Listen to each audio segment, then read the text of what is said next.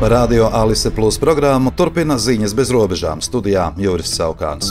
Krievijā Voroņežas apgabalā pēc Ukrainas dronu trieciena izraisījies ugunsgrēks Annas ciema spirta rūpnīcā. Par to šodien vēsta Krievijas mediji. Par to, ka dronu trieciena rezultātā izraisījies ugunsgrēks Annas spirta rūpnīcā, ziņo vietējie iedzīvotāji.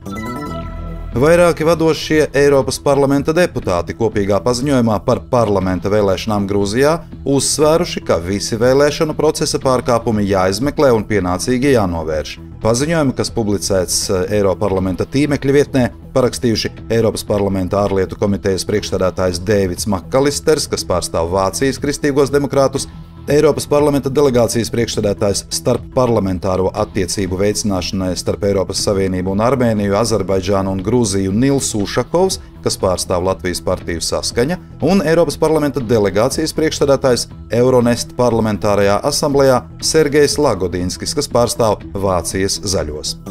Novembra vidū tiks atklāts Latvijā pirmais Eiropas kosmosa aģentūras biznesa inkubācijas centrs ESA BIK Latvija. Par to informē centra pārstāvji. Tas pievienosies biznesa inkubācijas centru kopienai, kļūstot par daļu no 32 centru tīkla, kas darbojas jau 22 Eiropas valstīs.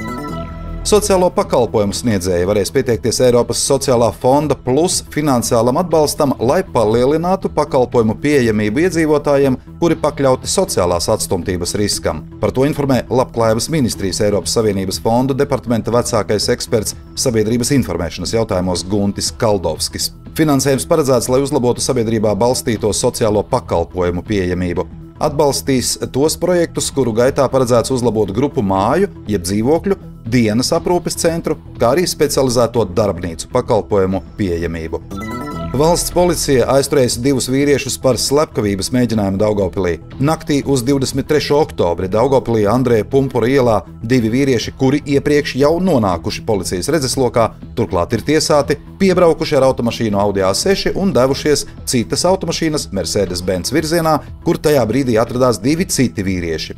Vienam no noziedzniekiem rokās bija šaurimierocis, ar kuru viņš draudēja un caur logu izdarīja arī šāvienu, tādējādi ievainojot automašīnas vadītāju, kuru vēlāk nogādāja vietējā medicīnas iestādē. Aizdomās par šī nozieguma izdarīšanu dažu stundu laikā policija aizturēja 2 1991. un 1988. gadā dzimušus vīriešus. Aizturēšanas brīdī no vīriešiem atsevināja 1 šaujamieroci. Sankcionētas kratīšanas laikā likumsargi no vīriešiem atsevināja arī otru šaujamieroci, kas ir līdzīgs 16. kalibra apgrieztai medību bisei. Policijas rīcībā esošā informācija liecina, ka tas iespējams izmantots nozieguma izdarīšanā. Tāpat likumsargi atsevināja 11 patronas, 1 izšautu patronu, drēbes, masku un citus lietiskos pierādījumus.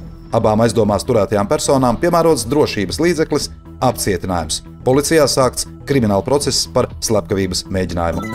Studijā bija Juris Saukāns, par ziņu bez robežām saturu atbild CIA Alise Plus. Projektu finansē Mediju atbalsta fonds no Latvijas valsts budžeta līdzekļiem.